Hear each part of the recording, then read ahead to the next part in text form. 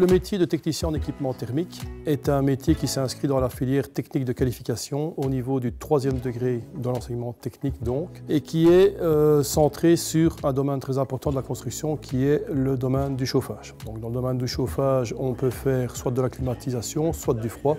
Ici sur l'ITN, nous avons choisi le métier du chaud à travers le métier de technicien en équipement thermique. En termes de cours, le métier de technicien en équipement thermique fait appel tant à la partie théorique qu'à la partie pratique. Donc les élèves ont, en fonction de la 5e ou de la 6e, 8 ou 7 heures de pratique.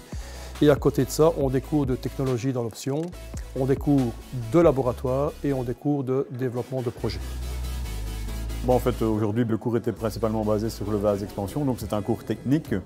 Un cours technique qui va leur servir pour plus tard leur pratique professionnelle, mais qui est assez important, quoi. Et donc qui fera partie aussi intégrante de leur TFE.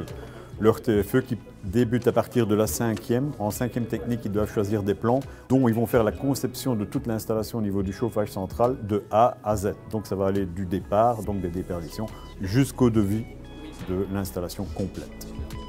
Avant, j'étais en 3 et 4e électromécanique, donc ça a une débouchée en 5-6. On peut directement aller faire équipement thermique, donc c'est ce que j'ai choisi. Et après, au final, ça m'a plu et j'ai fait mes stages et j'ai remarqué que le métier, c'est beaucoup de diversité et qu'on ne fait pas que, par exemple, être sur des chaudières, on peut faire de l'installation, du sanitaire aussi, tout ce qui touche à ça, quoi. On est des groupes peu nombreux et ils peuvent avoir mon soutien et toute mon approche au niveau de mon savoir pour un suivi individuel.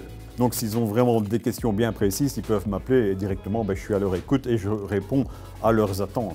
Et donc là, on peut travailler beaucoup plus facilement et on peut aller beaucoup plus loin dans la formation. Donc on ne se cantonne pas sur simplement le programme pédagogique. Le programme pédagogique est vu, mais on va au-delà du programme pédagogique, quoi. Donc c'est vraiment un contact entre l'élève et le professeur, du face-à-face, et on peut vraiment tout expliquer de A à Z.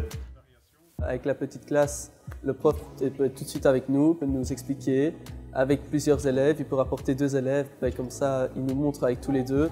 Un petit groupe, il peut venir à chaque fois, il peut rester 15 à 20 minutes avec nous, ce qui nous avantage fortement.